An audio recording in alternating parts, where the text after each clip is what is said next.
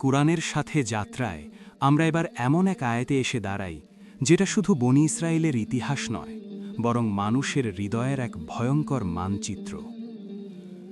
সূরা বাকারার আয়াত ৭৪। এই আয়াতের পর কুরআনের ভাষা যেন আরও ভারী হয়ে ওঠে, আর আল্লাহ মানুষের ভেতরের আসল সমস্যাটাকে সামনে এনে দাঁড় করিয়ে দেন। আল্লাহ বলেন, সুম্মা কসাত কুলুবুকুম মিন বাদি যালিক। এরপর এত কিছুর পরও তোমাদের হৃদয় কঠিন হয়ে গেল। খেয়াল করুন, আল্লাহ বলছেন এর পর, মানে নিদর্শনের পর, মুজিজার পর, সত্য একেবারে স্পষ্ট হয়ে যাওয়ার পর, এমনকি মৃত মানুষ জীবিত হওয়ার দৃশ্য দেখার পরও। সমস্যা ছিল না প্রমাণে, সমস্যা ছিল হৃদয়ে। তারপর আল্লাহ বলেন, ফাহিয়াকাল হিজারতি আও আসাদ্দু কসওয়াতান। সেগুলো পাথরের মতো, বরং তার থেকেও কঠিন। এখানেই আয়াত থামে না, বরং এখান থেকেই আয়াত আরও গভীরে নেমে যায়। আল্লাহ পাথরের উদাহরণ দেন, আর এই উদাহরণগুলো শুধু প্রকৃতির কথা নয়, এগুলো মানুষের হৃদয়ের প্রতিচ্ছবি। আল্লাহ বলেন, মিনাল হিজারতি লাম্মা ইয়াতাফাজ্জারু মিনহুল আনহার। কিছু পাথর আছে যেখান থেকে নদী প্রবাহিত হয়। ওয়া ইন্না মিনহা লাম্মা ইয়াশাক্কাকু ফায়াখরুজু মিনহুল মা। কিছু পাথর আছে যেগুলো ফেটে যায় আর সেখান থেকে পানি বেরিয়ে আসে। ওয়া ইন্না মিনহা লাম্মা ইয়াহবিতু মিন খাশিয়াতিল্লাহ। আর কিছু পাথর আছে যেগুলো আল্লাহর ভয়ে উপর থেকে নিচে পড়ে যায়। পাথর, কিন্তু ৩ রকম প্রতিক্রিয়া।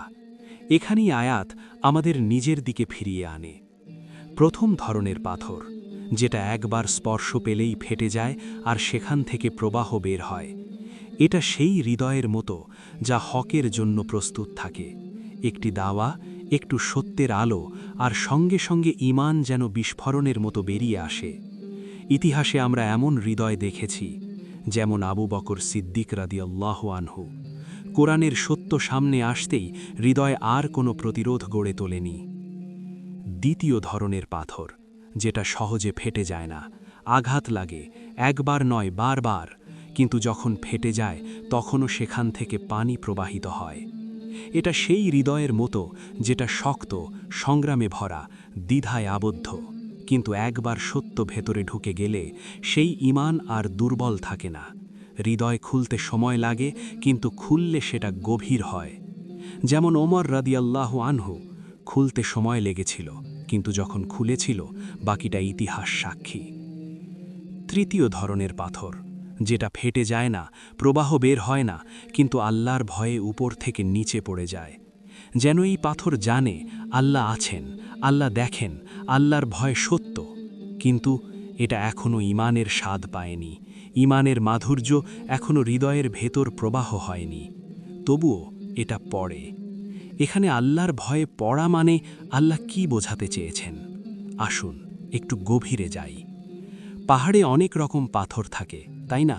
কিন্তু প্রতিটা পাথর নিজের জায়গায় নিখুঁতভাবে বসে থাকে, যেন ওটা ঠিক ওই জায়গার জন্যই তৈরি।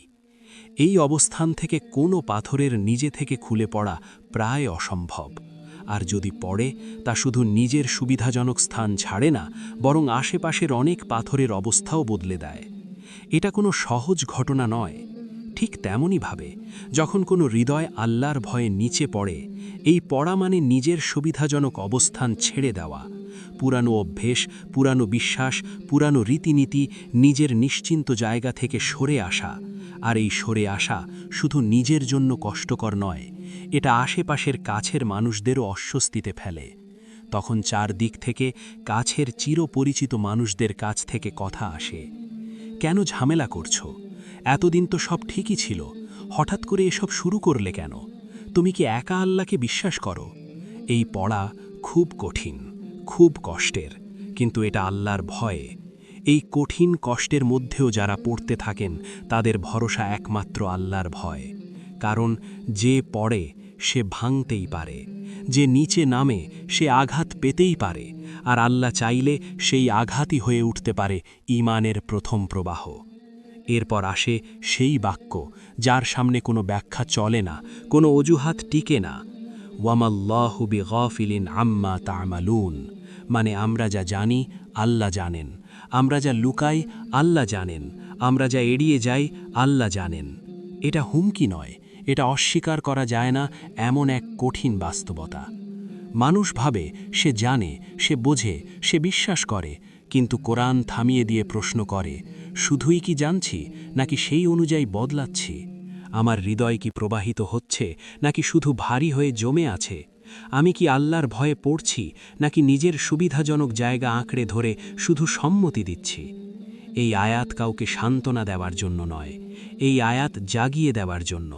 আজ প্রশ্নটা অন্য কাউকে নয়, আজ প্রশ্নটা নিজের জন্য। আমি কোন হৃদয় নিয়ে দাঁড়িয়ে আছি?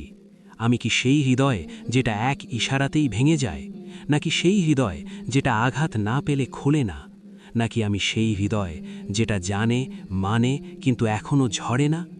কোরআনের সাথে যাত্রা এখানেই আমাদের থামিয়ে দেয়, কারণ সামনে যাওয়ার আগে নিজেকে ফাঁকি দেওয়া বন্ধ করা জরুরি। হে আল্লাহ, আমাদের হৃদয়কে পাথরের মতো জমে থাকতে দিও না। যদি শক্ত হয়ে যায় ভেঙে দাও, যদি পরে ভাঙার তৌফিক দাও, আর যদি ভেঙে যায় সেখান থেকে এমন ঈমানের প্রবাহ বের করো যা আমাদের আর আগের মতো থাকতে দেয় না। আমিন। আসসালামু আলাইকুম ওয়া রাহমাতুল্লাহি ওয়া বারাকাতুহু।